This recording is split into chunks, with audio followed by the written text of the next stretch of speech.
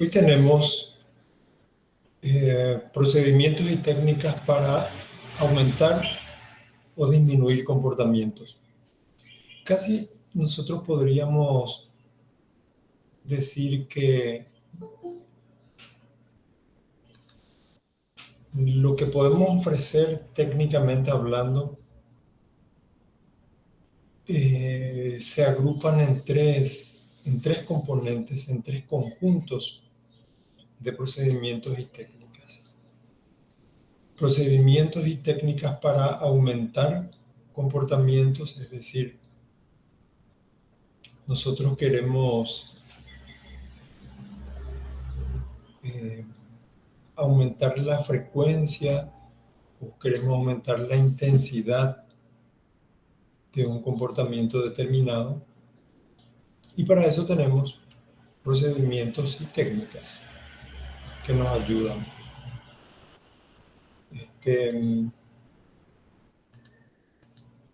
El otro conjunto, me dicen si se registró el cambio de diapositiva.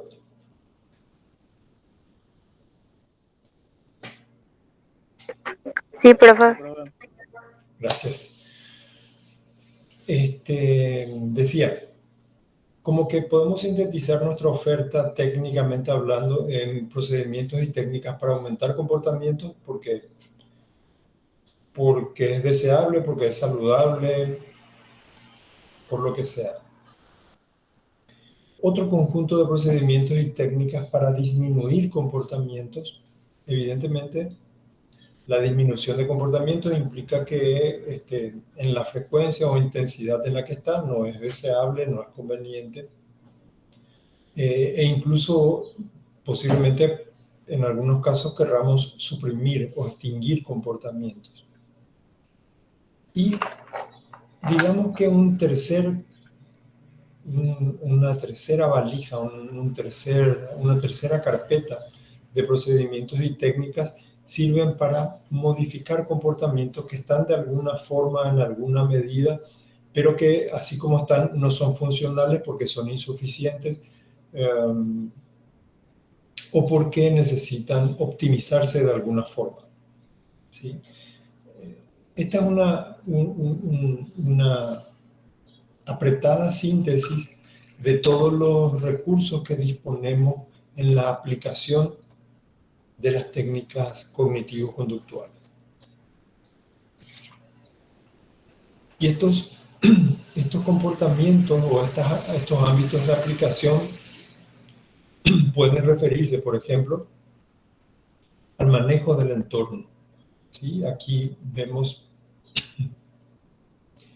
que podemos tener capacidad para manejar, para reestructurar entornos, y esto se refiere a la infraestructura. Disculpen.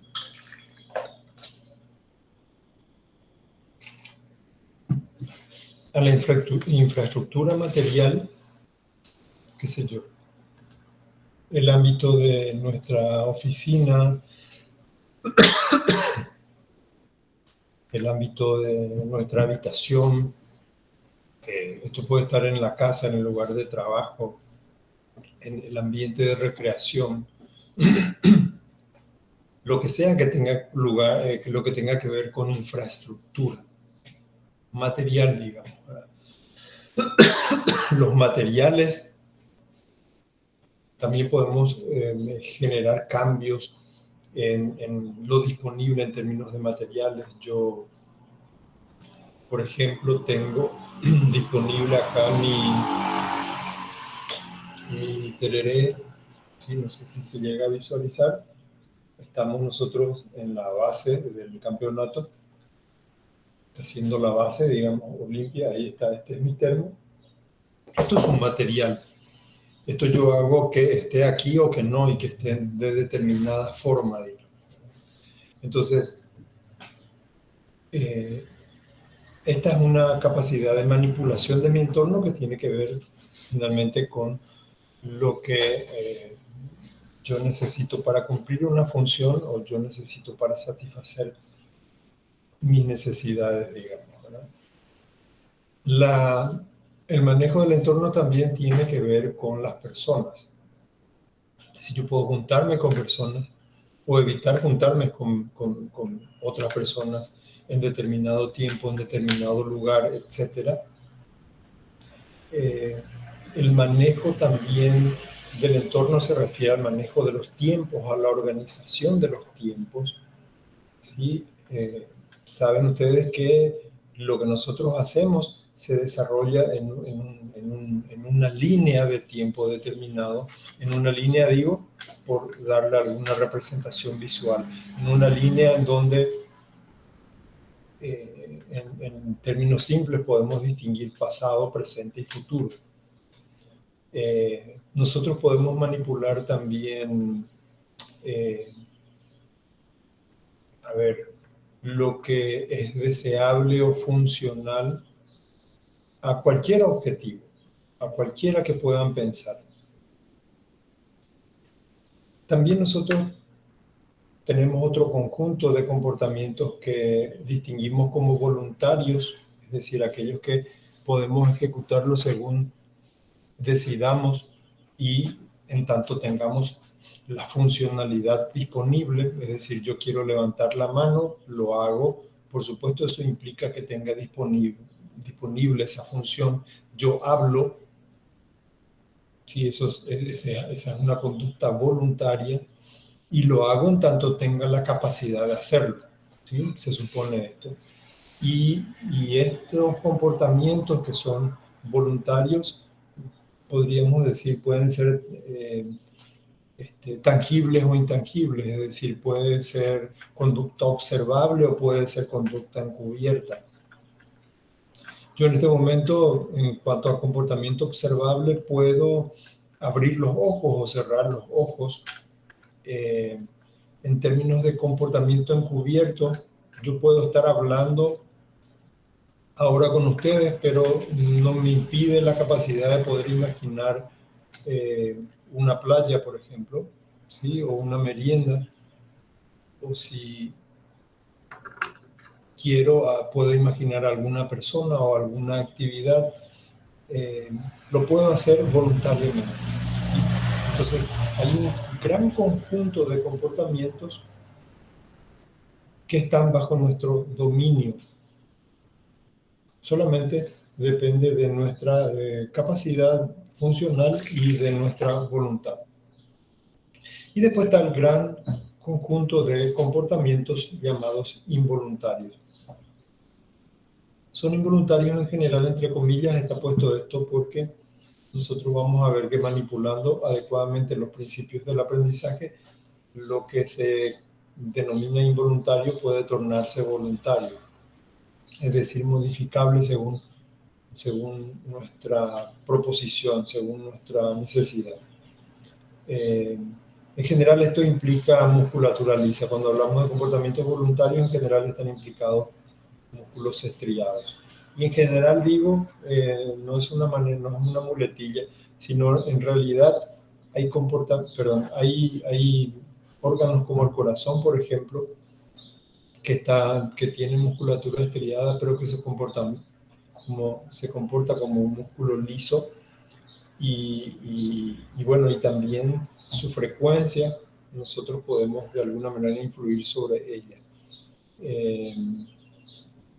En términos más molares, podemos decir que la ansiedad es una respuesta típicamente involuntaria y que nos preocupa mucho y que es objeto de mucho esfuerzo dentro de toda la psicología, sobre todo, más allá de los paradigmas dentro de los cuales uno se mueve.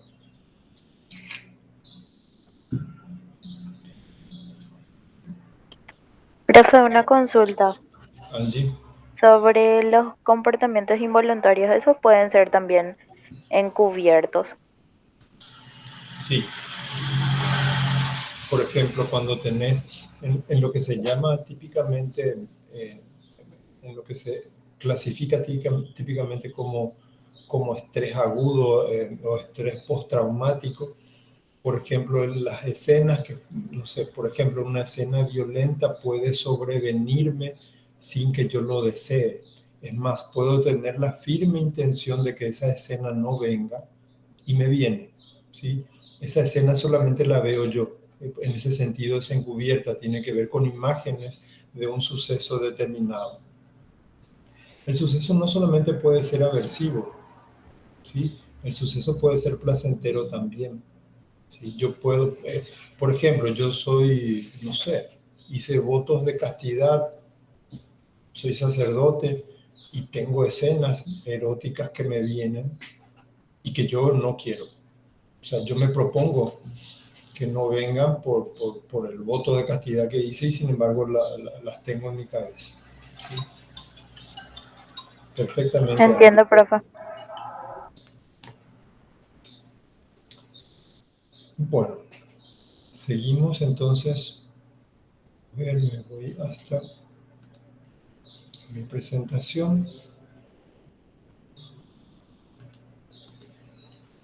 Vamos a uno de los procedimientos que tenemos contemplado en el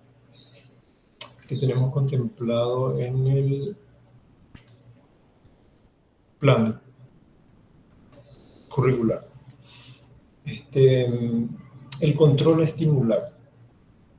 Esperen que me estoy peleando con mi diapositiva para que se vea como presentación.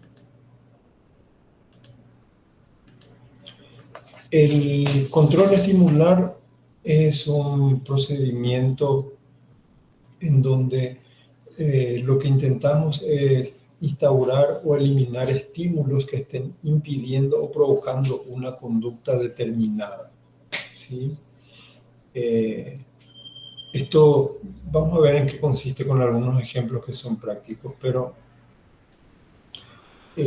las personas de alguna manera, incluso sin formación técnica en el paradigma de modificación del comportamiento o en las TCC,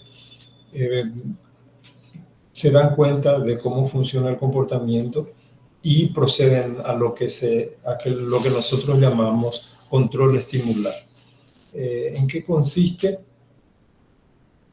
Consiste en en la identificación de ciertos estímulos que aumentan o que aumentan la probabilidad de ocurrencia de un fenómeno, de un comportamiento, o que anuncian este comportamiento. Ahora, técnicamente, ¿cómo se procede al control estimular? Acuérdense, el control estimular es un procedimiento que sirve sirve para aumentar o disminuir un comportamiento. Esto de aumentar y disminuir tienen que tomarlo siempre como intentos de comunicación entre nosotros, en el sentido de que en un continuo o en un comportamiento en situación real, para poder distinguir lo que hay que aumentar y disminuir hay que hacer un corte. ¿Sí? Es como que hay que hacer una especie de corte, de artificio y de construcción de un modelo para poder hablar en estos términos. Porque lo de aumentar depende del lado que yo mire el fenómeno. ¿Sí? Aumentar o disminuir son términos relativos en el comportamiento. Yo puedo decir, quiero aumentar mi silencio, o puedo decir, quiero disminuir mi habla. ¿Se entiende? Entonces, pero es necesario recurrir a estos artificios del lenguaje para poder comunicarnos y para poder dominar este fenómeno de alguna forma, el comportamiento de alguna forma. Entonces, el control estimular sirve cuando queremos aumentar o queremos disminuir comportamientos. ¿Cuáles son los pasos técnicamente? Uno, mediante la evaluación conductual. Acuérdense que la evaluación conductual tiene que ver con la delimitación de un comportamiento que nos interesa, ¿sí?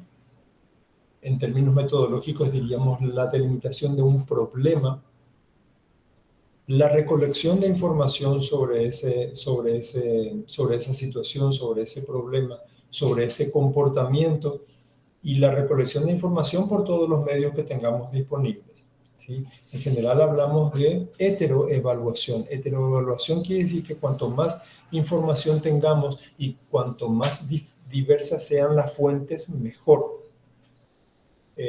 Siendo concretos, podemos preguntarle a la persona, podemos observar a la persona, podemos preguntarle a otras personas sobre la persona, es decir, reporte de terceros, podemos hacer que la persona complete cuestionarios, complete registros, podemos pasarle inventarios, escalas, podemos recurrir a registros automáticos, tipo grabaciones de audio, video, etc. Entonces, lo que finalmente tenemos es información que de alguna manera procesamos, clasificamos, digamos, y entonces tenemos la posibilidad de identificar y valorar las consecuencias de cada uno de esos elementos comportamentales, y ahí tenemos la posibilidad de identificar esos estímulos que manipulados pueden llevarnos a aumentar la probabilidad de un comportamiento determinado, ¿sí? Una vez hecho esto, se dispone el escenario, digamos, el ambiente de la persona con con la información que recogimos, y se dan las instrucciones que sean necesarias para que la persona ejecute el programa. Pero siempre, siempre es importante entender que nosotros somos, antes que terapeutas, que es un término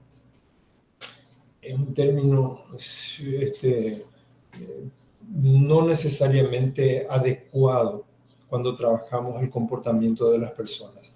Porque si bien hacemos una redefinición de lo que es terapia o de lo que es enfermedad o lo que es trastorno o lo que es paciente, siempre tiene una connotación clínica y una connotación de enfermedad.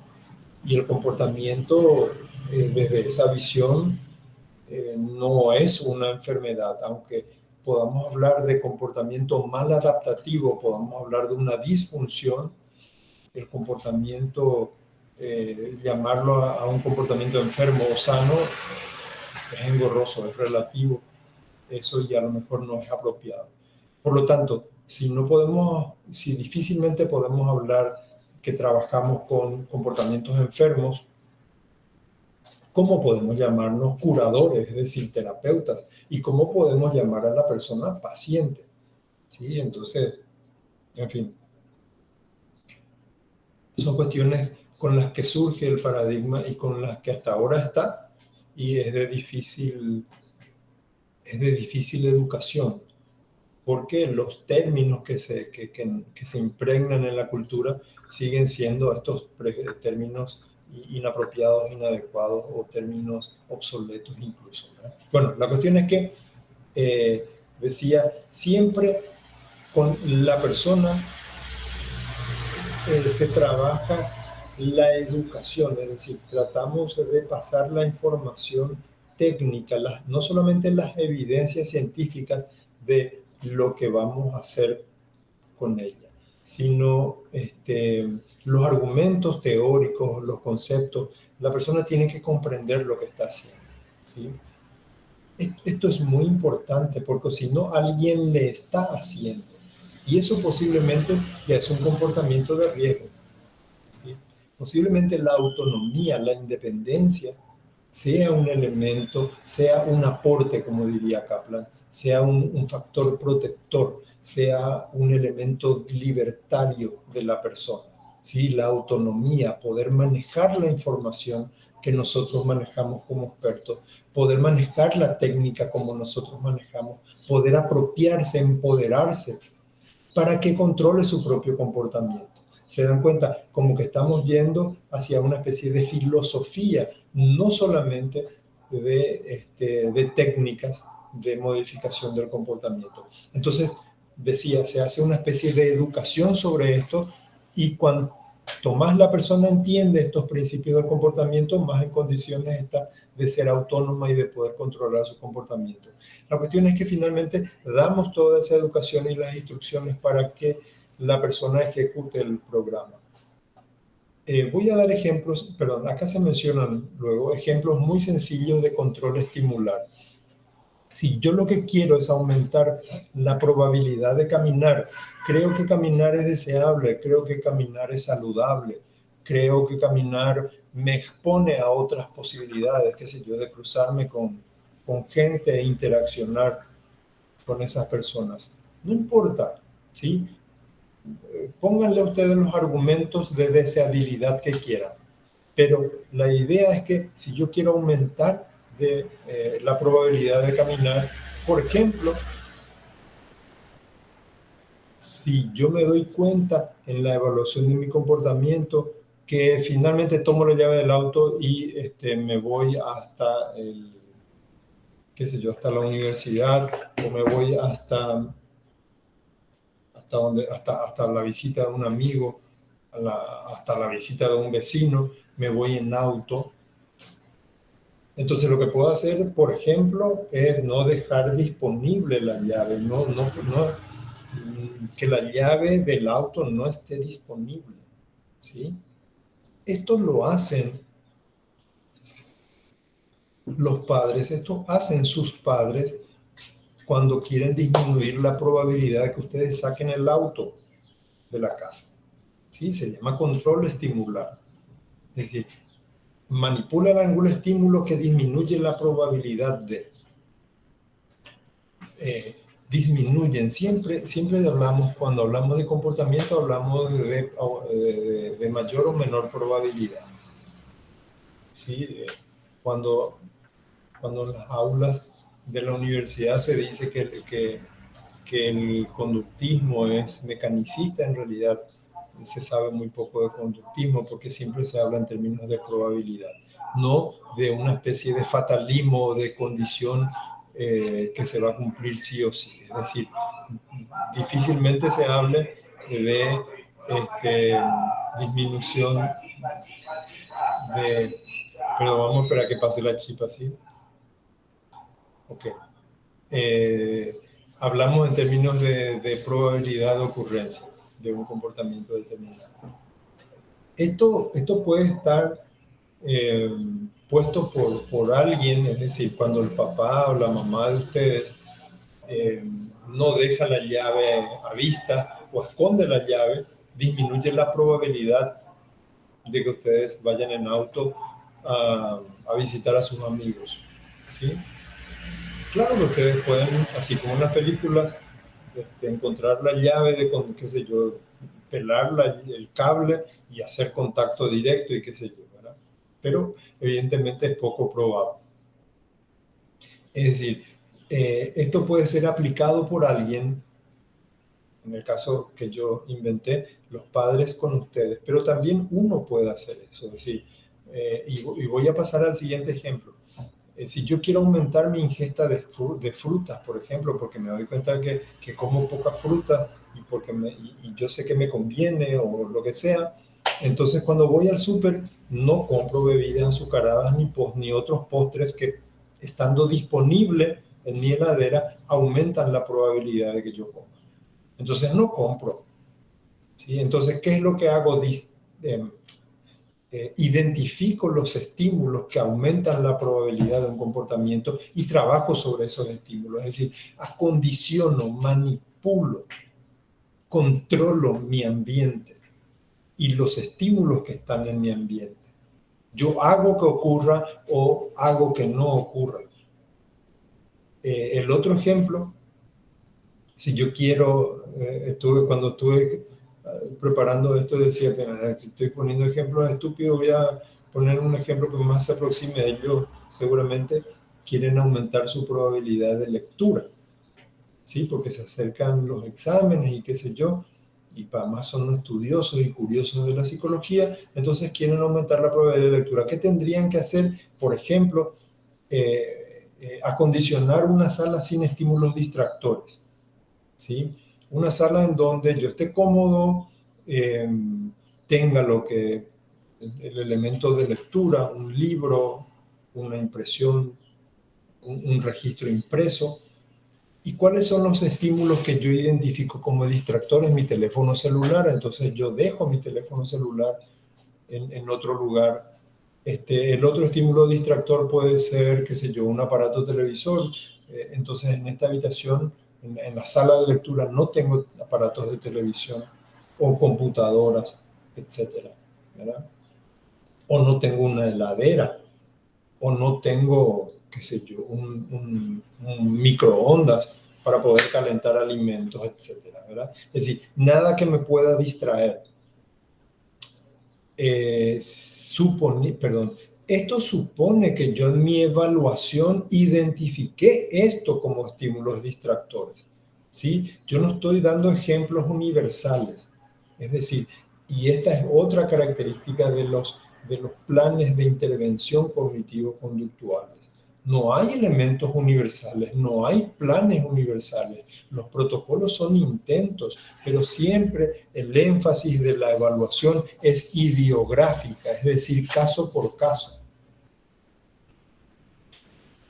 Se investiga y se establecen protocolos y programas debido a la necesidad, a la economía por un lado y a la necesidad por el aumento de la demanda de nuestros servicios. Es decir, las personas que necesitan un programa de terapia cognitivo-conductual, qué sé yo, supera en un, no sé, 500% la oferta. Entonces, una alternativa es ir estableciendo protocolos, ir estableciendo paquetes de programas de tal manera a optimizar nuestro tiempo y optimizar los resultados, digamos. Sin perder los resultados. Optimizar nuestro tiempo, economizar el tiempo en general y los recursos sin perder efectividad. Profe, Sí. ¿en qué diapositiva está? Porque yo sigo viendo el de control estimular. Sí, No en sé si esa. cambiaste. No, todavía no. Bueno, En eso esa, no quería saber. en esa estoy. Dale, gracias, profe. Bueno.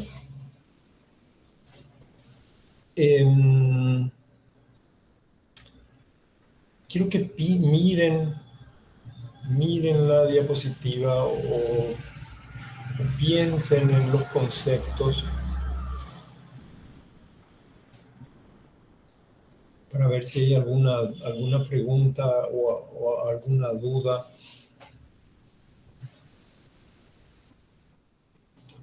Que piensen también en qué casos en qué casos que ustedes conocen personales o incluso en las prácticas que ustedes tienen, en donde se podría aplicar un programa de control estimular.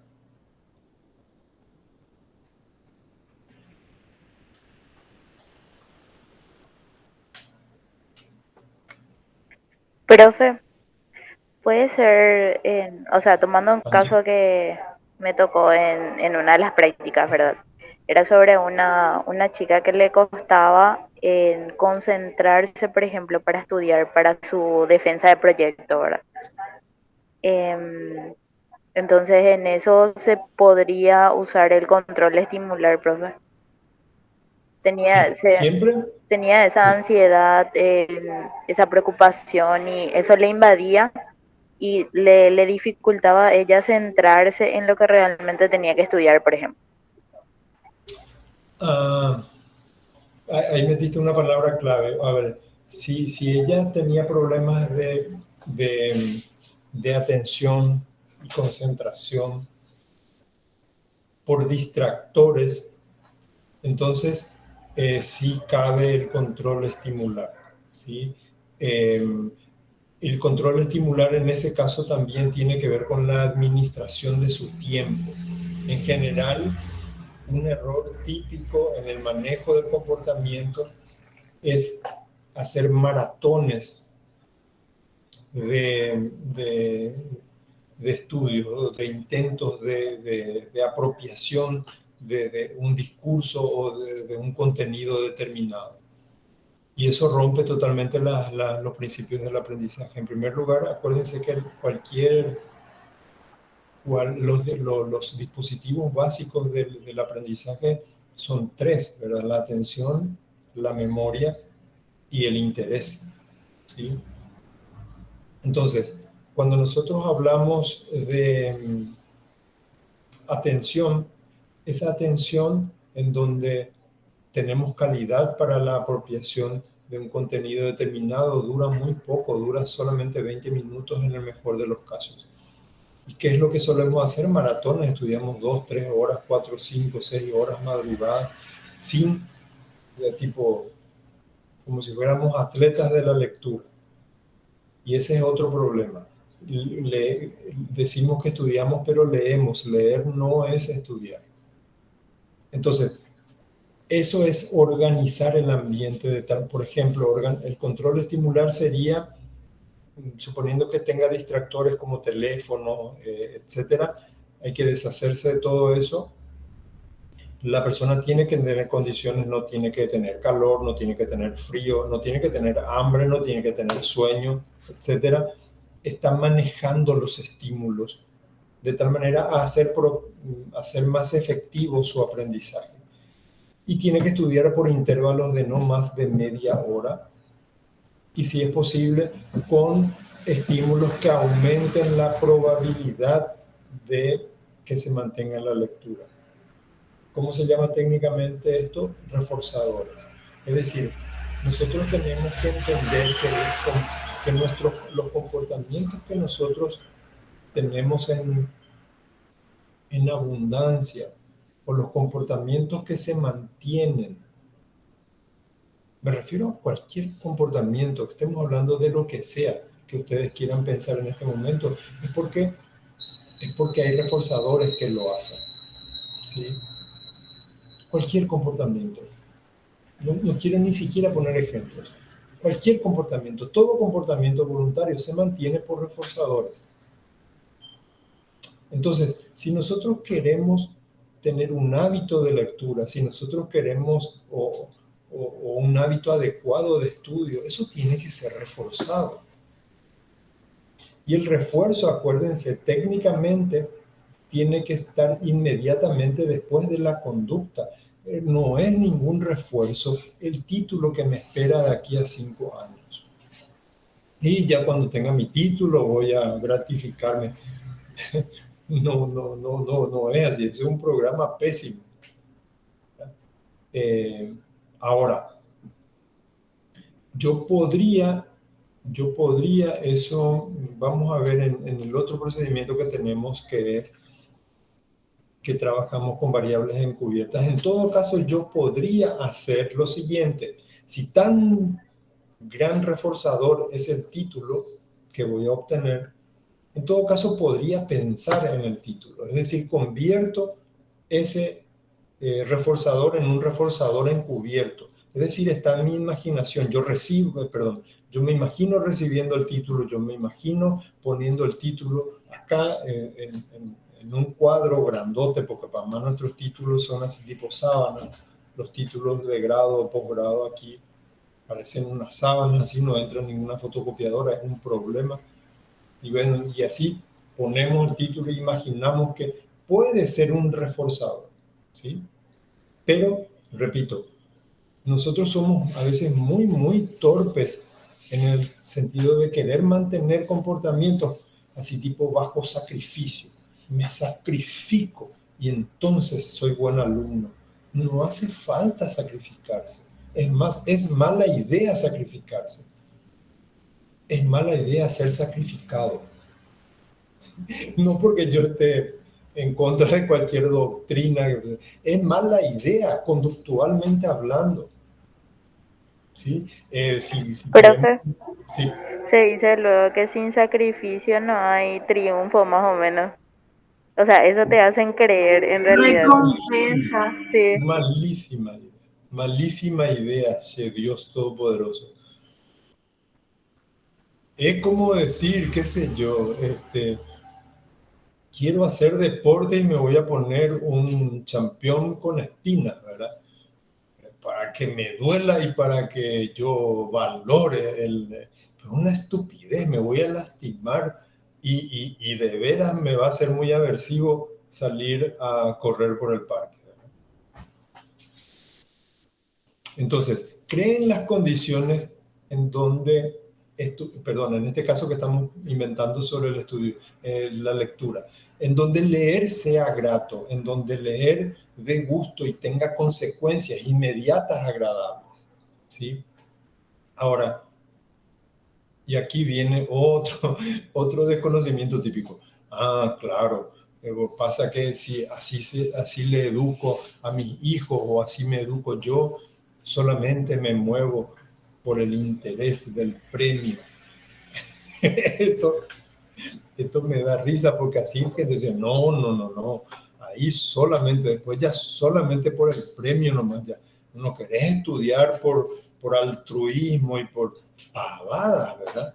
Es decir, evidentemente cualquiera que estudie la segunda página de los principios de aprendizaje operante sabe que el refuerzo tiene que ser continuo para que se instale la conducta nomás, pero que después hay que pasar a un programa de refuerzo a intervalos fijos y después para mantener un programa de refuerzo a intervalos variados, ¿verdad?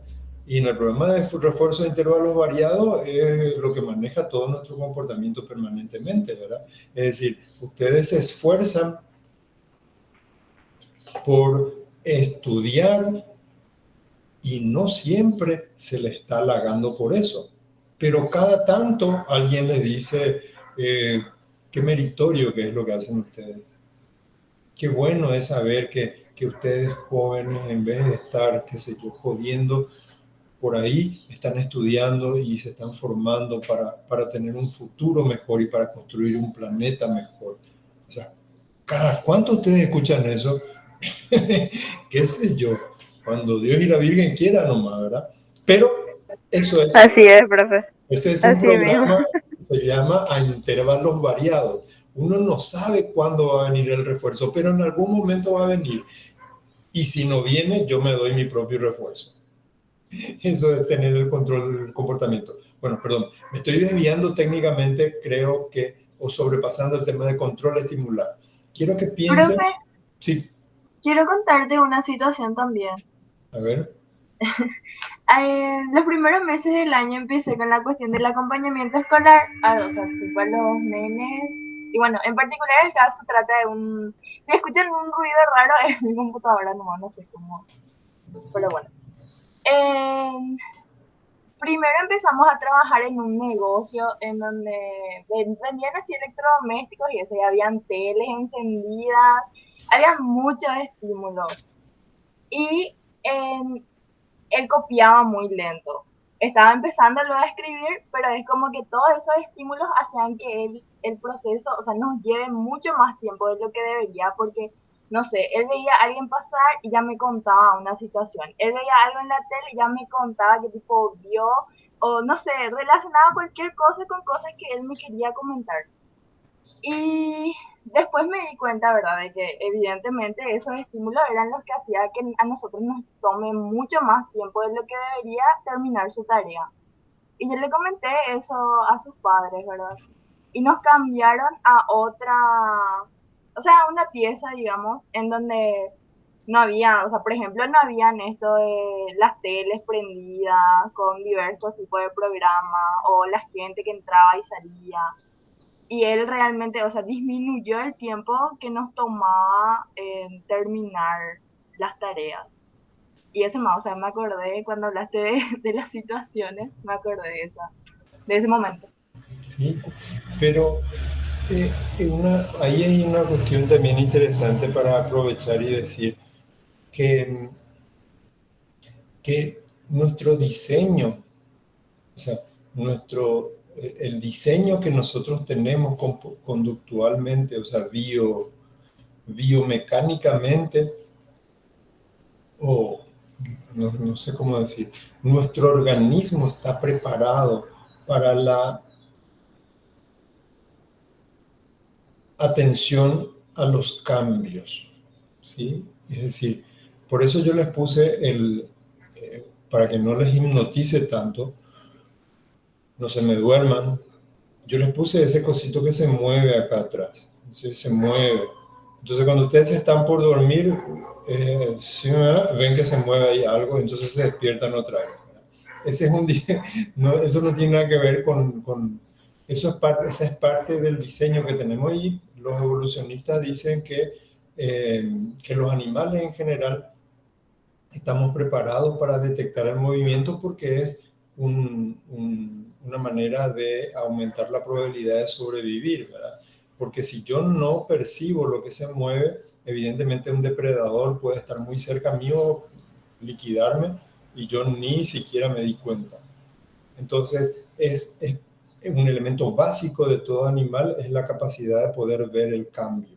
Es decir, y tenemos una especie de instinto, de empuje, de propensión a mirar lo que cambia.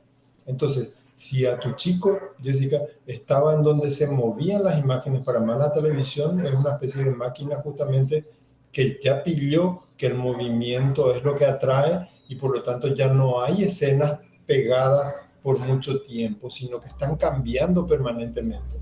Y evidentemente, ustedes se darán cuenta, hasta esos memes en donde los animales se quedan frente a la tele y están embelesados así. Eso simplemente tiene que ver con los movimientos que se notan, ¿verdad?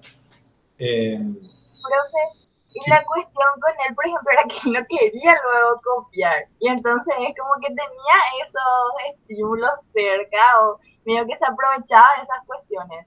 Pero después, Sí. como te dije, cuando nos mudaron a una pieza en donde las paredes eran blancas, en donde no habían así como tantos distractores, medio que se notaba que no quería, pero por lo menos ya no era más la Sí. cuestión de que me contaba o hablábamos, o sea, esa cuestión de que aprovechaban esas cosas que él estaba viendo, percibiendo para perder el tiempo, digamos.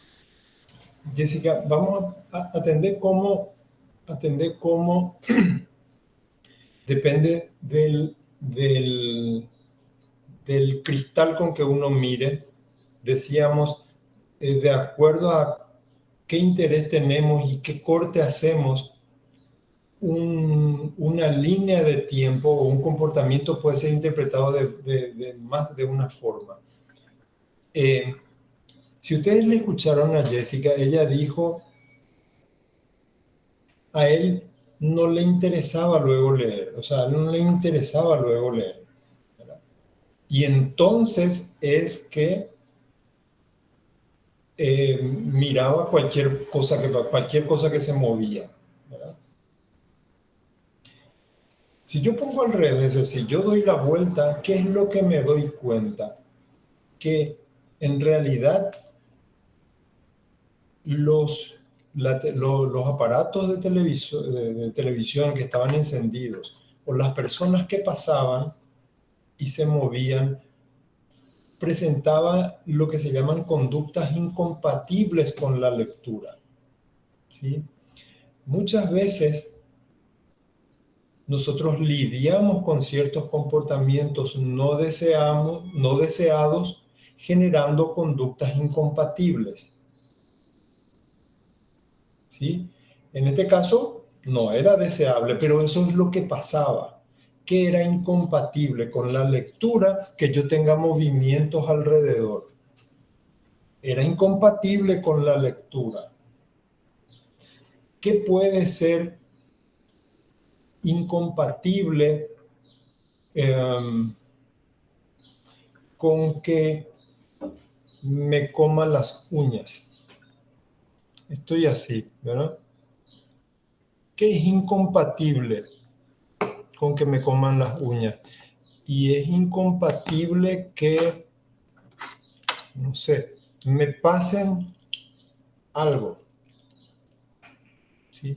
Entonces ahí ya me cuesta más, porque cuando me voy a comer las uñas me meto el pen en la boca, ¿verdad? Perdón, no tengo otro mejor ejemplo acá a mano, ¿verdad? Pero digo, eso es interesante también y tiene que ver con el control estimular, ¿sí? Si se dan cuenta, es una destreza muy importante y muy gratificante que van a ir aprendiendo desde cuando se ponen este anteojo paradigmático, es que van a tener que ser muy buenos observadores del comportamiento. Y en realidad eso es muy bueno porque nosotros somos expertos en el comportamiento. Y para poder identificar y hacer control estimular, necesitamos ser muy buenos observadores. Si somos muy buenos observadores y somos muy buenos educadores para la observación del comportamiento, vamos a hacer que la persona también sea muy buena observadora y que mejore su capacidad de autoobservación también.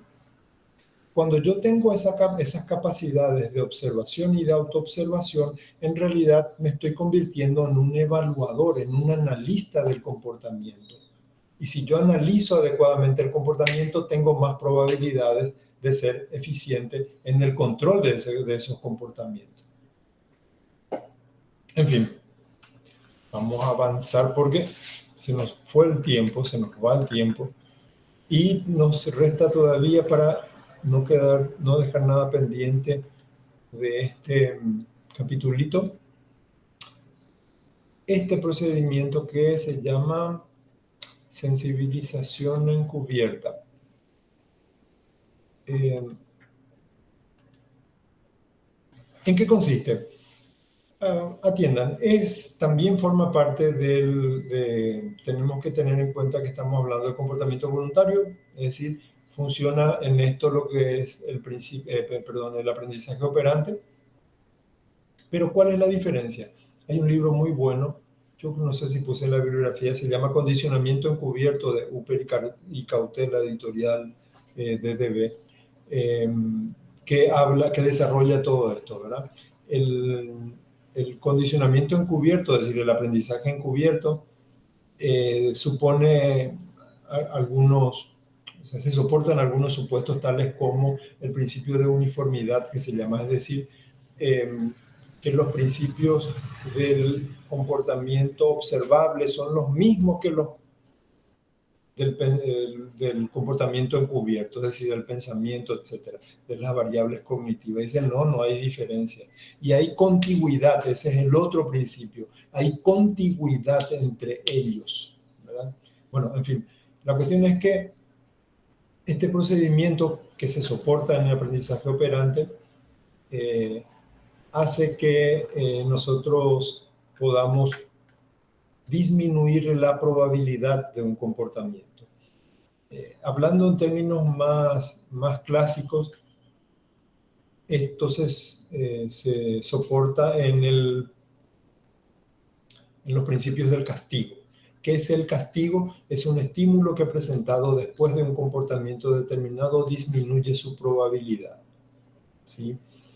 En general, el castigo, no siempre, el estímulo que disminuye la probabilidad de un comportamiento en general es un estímulo aversivo, no siempre, ¿sí? No siempre. Castigo no tiene connotaciones morales ni nada, es simplemente una cuestión técnica. Es cualquier estímulo que presentado después de una conducta disminuye su probabilidad. Entonces, la sensibilización encubierta usa ese modelo de castigo, solo que a nivel encubierto. Tanto el comportamiento que se quiere disminuir como el estímulo están pensados, están imaginados, ¿sí? No son reales. Perdón, no son observables, son reales.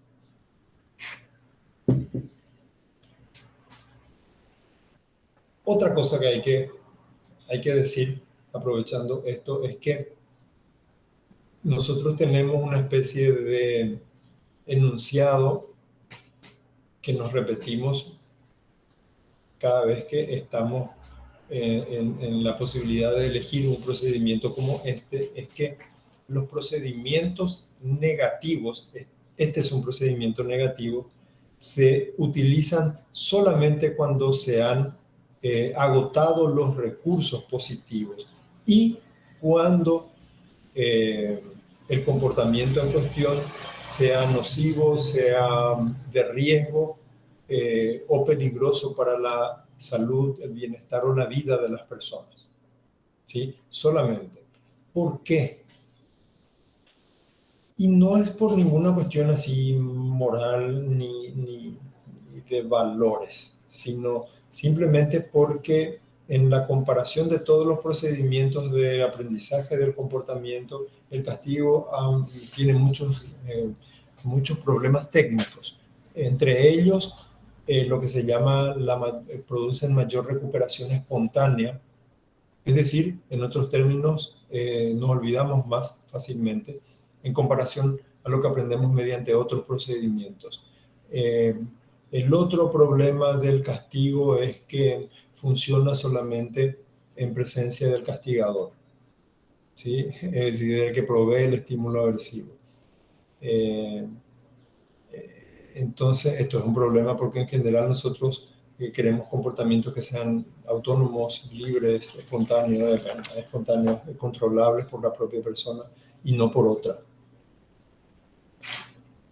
Y el otro elemento que hace desrecomendable el uso de procedimientos de castigo o la postergación, digamos, de los procedimientos de castigo es que en general el estímulo aversivo, para que sea efectivo, en general está muy cerca del umbral de daño, ¿sí?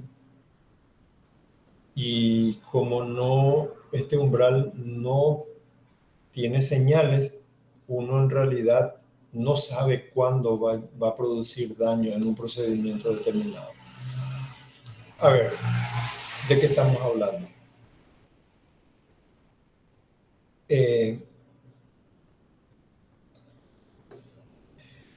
Cuando mi nenita tenía, qué sé yo, 1 año tal vez, o por ahí, iba a tocar el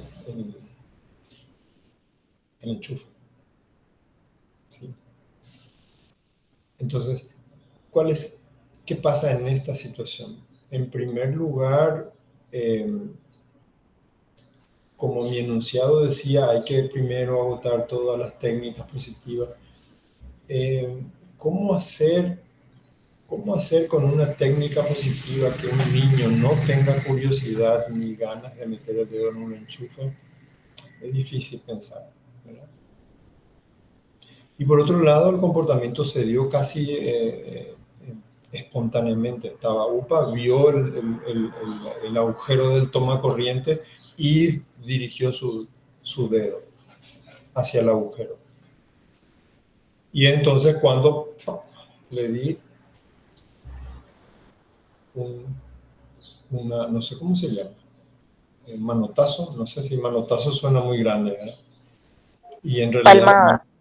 una palmada, en realidad la mano del adulto es muy grande en relación a los niños. Y se dieron las condiciones que se recomendaban, hay posibilidad de daño, hay riesgo de daño o hay riesgo de muerte, y sí, ¿verdad? ¿Y qué además hay que hacer? Dice el otro problema del castigo, que tiene que estar cerca del umbral de daño, es decir, algo que algunos padres dicen: si le vas a pegar a tu hijo, no le vayas a pegar despacio, porque si no, después ya no siente más y se acostumbra y qué sé yo, ya no pasa nada, no resulta. Si le vas a pegar, pegale bien ya, dicen. Técnicamente ese es el otro problema del castigo. Es decir, en este caso no podía ser una palmada casi así, casi como una caricia. Tenía que ser una palmada en la que realmente sienta el dolor. Aparte de, posiblemente, no solamente es una cuestión de intensidad del dolor, sino también el sonido abrupto que produce, ¿verdad? Que también asusta, porque el susto no es un dolor, pero es una reacción, digamos, en donde se alarma el sistema nervioso. Entonces, ese conjunto de elementos hizo que nunca más en realidad haya ni intentado meter el dedo en el enchufe. Pero este sería un ejemplo de uso de una técnica aversiva, pero solamente porque estaba en riesgo la vida o la salud o la vida de la persona. En fin, esto nomás quería decir antes. ¿Cuáles son los pasos para la construcción de un procedimiento de sensibilización encubierta? En primer lugar, la educación. Todo esto que estamos hablando nosotros tiene una intención educativa. Es decir, la educación de la demanda de la persona que va a manejar. Y hay que explicarle la justificación también y los principios. Todo esto que nosotros estamos hablando no es que esto es para estudiantes de psicología. Yo esto tengo que poder tener la capacidad de explicarle a la persona en español, en guaraní, en yopará o en arameo, ¿sí?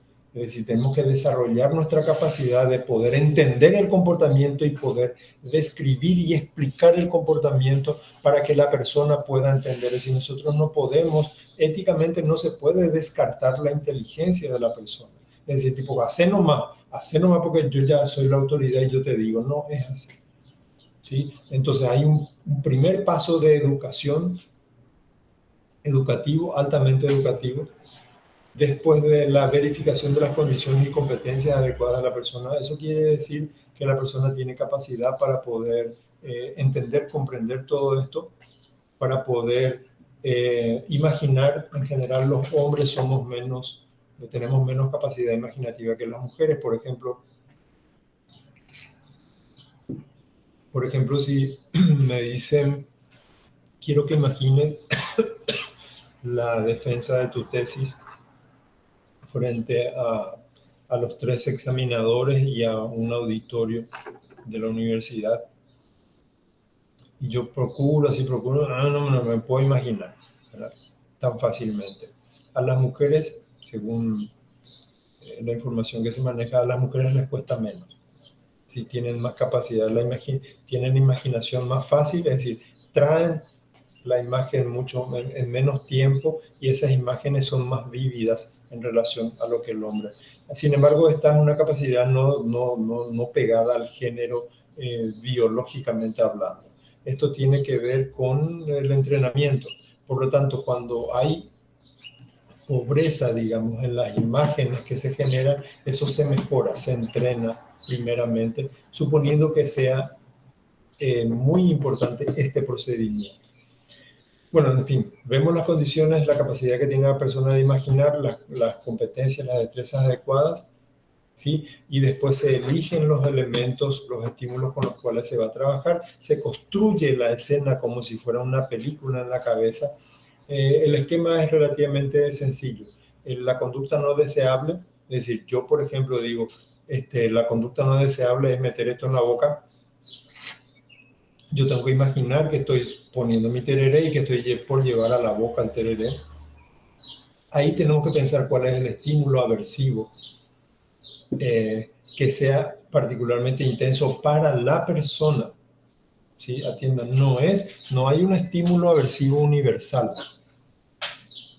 Entonces, tenemos que identificar aquel estímulo aversivo para la persona en particular. Después de eso, viene el alivio, es decir, cuando se suprime esta conducta por el estímulo aversivo, la siguiente secuencia es el alivio, ¿sí? El alivio de esa aversión. Supongamos que esta sea la conducta que yo quiero disminuir de probabilidad y el estímulo aversivo sea que acá de la punta del agujero acá de la bombilla sale una cucarachita, porque la cucaracha es decir, lo más asqueroso que a mí se me pueda ocurrir, ¿verdad? Entonces cuando estoy por llevar acá veo la cucarachita saliendo de acá, no solamente para mí sale otra cucarachita y me da un asco. Eso es aversivo y entonces retiro, ¿sí? Retiro el elemento. y tengo alivio, ¿sí? Perdón por el ejemplo, no sé si estoy muy creativo. El asunto es que esto se repite suponiendo que se atrape la película, digamos, se atrape la escena, se consolide la escena porque se va mejorando la escena, se va mejorando, quiere decir, se disminuye el tiempo en el que uno puede traer la escena y se aumenta la calidad también. Y se repite en consultorio, qué sé yo, se ensayan unas, qué sé yo, 10 veces, depende del tiempo que uno tenga, y se da como tarea para ensayo encubierto en la casa. Aplicaciones,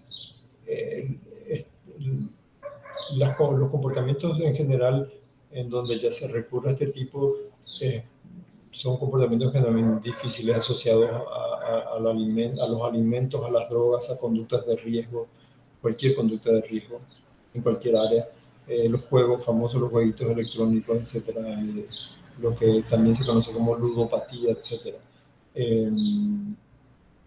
Se darán cuenta que son comportamientos realmente de riesgo muy, muy alto. Por eso es que podemos pensar en este tipo de procedimientos. Pero, en fin, esta es la sensibilización encubierta. Yo creo que debido a que esto es demasiado largo, ya yo prefiero que hagamos algunas preguntas y dejemos el moldeamiento para la siguiente clase, en donde prometo ir un poco más prolijamente. ¿Les parece? Me gustaría tener más diálogo con ustedes con respecto a la sensibilización encubierta.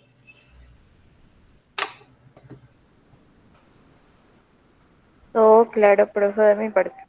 Sin preguntas. Qué decepción. Pregunten algo. O qué sé yo, digan algo. O cuestionen, o... Rodrigo. Profe, con respecto a explicarle a la persona, como dijiste, por más que dijiste en español, en yo parado, lo que sea, ¿cómo le decimos, o sea, directamente, adentro del proceso psicoterapéutico lo que estamos haciendo con él? ¿Cómo abordamos con él? Todo lo que Miramos, tengas, Rodrigo, con todo lo que tengas, con todo lo que tengas, con todo lo que tengas.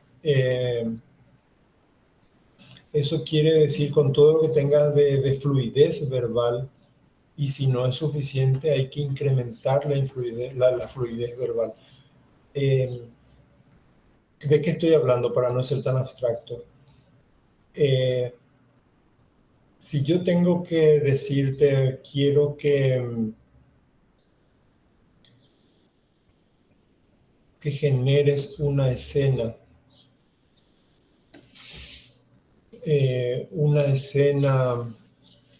en tu habitación, una escena imaginada en tu habitación. Yo tengo que tener varias maneras de poder decir lo mismo, varias maneras de decir lo mismo y varios sinónimos para cada palabra que utilizo. ¿Sí? Habitación. ¿Cuáles son los sinónimos de habitación? Habitación, pieza, cuarto. ¿verdad? Dormitorio. Dormitorio, qué sé yo. A eso me refiero, es decir, uno tiene que ir mejorando la capacidad de descripción, de explicación, de comunicación, y no solamente verbal, sino también gestual. Es decir, de repente uno tiene que mostrar con la mano, gesticular con la mano, a veces uno tiene que levantarse y mostrar con el cuerpo, con la acción. Tengo que caminar, me muevo, vengo, me agacho, qué sé yo, lo que sea. Yo tengo que comunicarme con todo lo que... Tengo que asegurarme que la persona y sus características están comprendiendo lo que yo quiero comunicar, lo que yo quiero transmitir, ¿verdad? Repetir, redundar, preguntar, chequear. Esto es muy bueno. Uno, porque la persona tiene derecho a conocer y a saber. Dos, porque técnicamente nos aseguramos de que funcione el procedimiento. Y también porque la persona como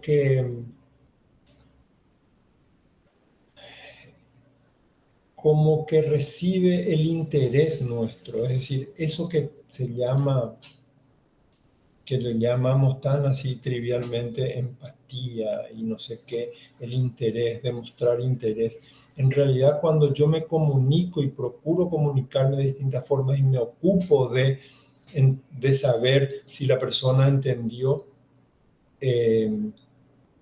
si se siente ese involucramiento, se involucra también, siente nuestro interés, ¿verdad?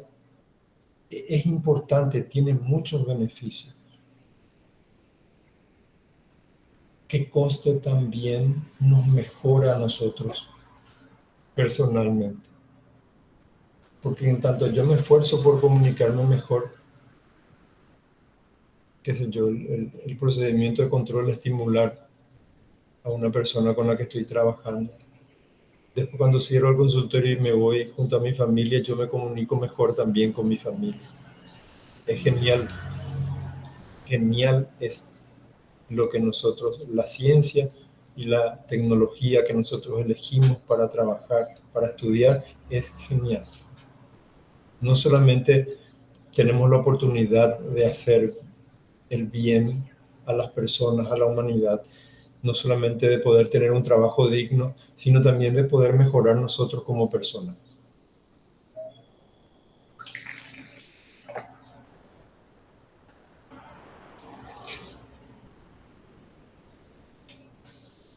Profe, te mentí. Sí, tengo una pregunta que me quedó resonando en la cabeza, ahora me acordé, profe. Cuando dijiste sobre el término terapeuta, o sea, quisiera saber un poquito más, por qué dijiste que Sí, yo es un término que... te voy a decir Sí. lo que yo digo más o menos a las personas cuando vienen por primera vez a la consulta. Y dicen, yo vengo acá porque quiero hacer terapia y no sé qué, así vienen, ¿verdad? Y entonces yo les explico que hay distintas formas de hacer, distintos modelos de hacer psicología, y que yo quiero explicarle el mío, ¿verdad? Para que acepte o no. Y entonces le digo que en primer lugar, porque a veces también la persona dice, yo no sé cómo le voy a llamar, doctor, licenciado, señor, José. O sea, tipo, las personas tratan de ubicarse en un lugar al que vienen por primera vez y que van a exponerse, digamos, ¿verdad? Y en ese contexto yo digo algo así como, en relación a los términos, que la psicología con la que yo trabajo cuestiona el uso de la palabra terapia, ¿verdad? Y la palabra paciente y la palabra terapeuta, porque eso supone que vos, le digo a la persona, vos estás enferma, que yo estoy sano, y no solamente que estoy sano, que además tengo poder curativo, que yo te voy a curar, yo soy terapeuta. Ninguna de esas cosas es cierta. Ni creo que estés enferma, ni creo que yo esté demasiado sano, y lastimosamente no tengo poderes. Sí, conocimientos y destrezas para poder trabajar y mejorar el manejo del comportamiento. Y entonces también le hablo del comportamiento y la acepción de comportamiento que tengo, ¿verdad? que comportamiento comprende hábitos, comprende emociones, sentimientos, comprende pensamientos, comprende ideas, comprende estilos de percepción, estilos de relacionamiento, comprende todo. Y eso, a eso me refiero, la cuestión de, porque dice, yo vengo a terapia. Pasa que yo me quedo preocupado luego si no aclaro que, ¿entendés? Porque estamos asumiendo, yo vengo a terapia, tipo, acá me voy a curar. Y eso ya genera, esa es una falsa expectativa, pues. No estamos enfermos. No estamos enfermos. El concepto de enfermedad es diferente. Revisen el concepto de enfermedad que se origina en la medicina. Y nosotros, porque tenemos un comportamiento que no es suficiente para solucionar una necesidad que tenemos, no quiere decir que sea enfermo.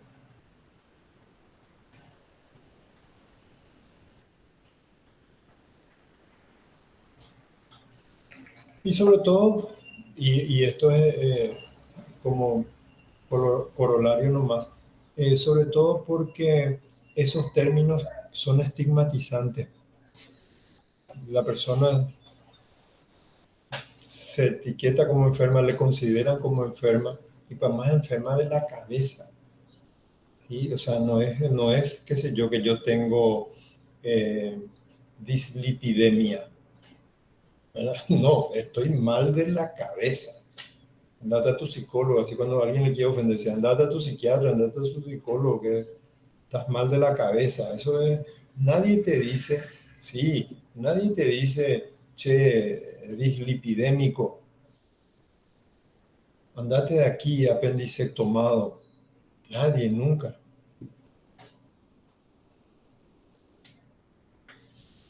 Bueno, tenemos que cerrar ya. Profe, ¿Sí? antes quería Bárbara. saber si no es terapia, entonces ¿cómo se le llama? A ver, el humanismo propuso, aunque no asumió, ¿verdad? Cliente en un intento. Pero, por otro lado, parece que no es un término así muy generalizadamente aceptado. Depende de para qué yo necesito, en qué contexto yo me pongo. Ahora, la persona que, para mí es una persona, en primer lugar, es una persona que viene a consultar. Viene a consultar cuestiones sobre su comportamiento. ¿Cómo se llama? ¿Qué sé yo? O sea, ¿para qué ponerle nombre? Consultante. O sea, ¿dónde yo necesito ponerle un nombre? Si me ayudas con eso, ¿dónde yo necesito ponerme un nombre? Me voy al psicólogo, me voy a la psicóloga. ¿Dónde necesito poner el nombre terapeuta? Me voy a hacer terapia. Me voy a consultar en todo caso, me voy a mi entrenamiento, me voy a... ¿Dónde A yo mi cita. necesito poner? A la consulta, ¿dónde yo necesito poner terapia? Yo voy a la terapia, yo voy al terapeuta, yo voy al psicólogo, me voy a la psicóloga. Algunos incluso a eso ya le parece inadecuado, dicen que si yo soy analista del comportamiento, me voy a mi analista del comportamiento, voy al analista del comportamiento.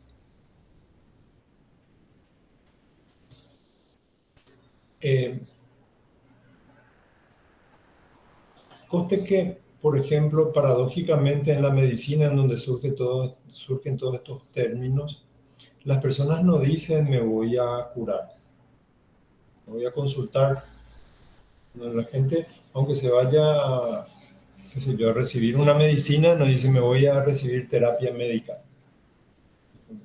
Voy a consultar al médico. Entonces, no sé, a mí no me parece ni necesario.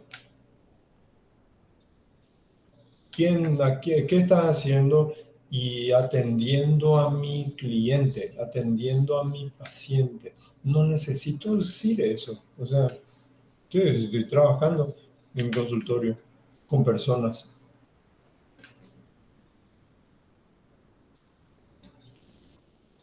No sé mucho responderte, Tamara. O sea, ¿me entiendes lo que te digo? Para mí que no hace falta. O sea, yo no sé dónde necesitaría reemplazar el término terapeuta cuando escribo un artículo.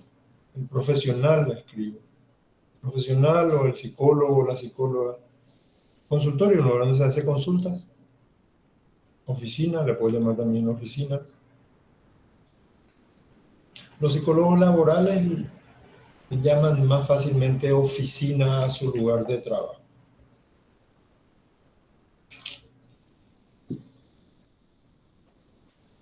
Pero consulta es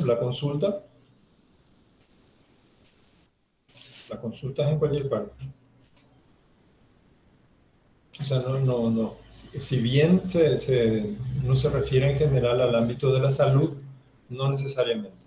Pero si nosotros nos metemos en el área de la salud, porque también es interesante remarcar que no siempre estamos haciendo psicología clínica, digo, en el sentido de que haya una psicopatología. No siempre estamos haciendo psicología de la salud, en el sentido del comportamiento relacionado a la salud. Muchas veces hacemos una psicología que no se vincula a ninguno de estos ámbitos y estamos haciendo análisis del comportamiento, análisis y modificación del comportamiento, o, como paradójicamente se llama ahora, terapia cognitivo-conductual. El problema de la terapia cognitivo-conductual es el mismo problema que tuvo Roger. Roger puteó contra el modelo médico, pero él le llama terapia centrada en el cliente.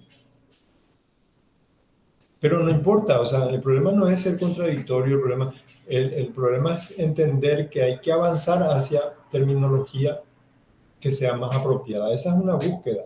En discapacidad es una búsqueda permanente. Y ustedes ya vivieron la evolución de distintos términos. Antes se decía idiocia, estupidez, después oligofrenia, después retardo mental, después qué sé yo. Y ahora se dice persona con discapacidad. Persona. Se decía antes discapacidad, capacidades especiales, cualquier cosa se decía. Ahora no se dice así. Se dice persona con discapacidad. Consultorio. Acá está. Consultorio es un término, pero que no implica enfermedad. Y de todos modos, oficina podría ser.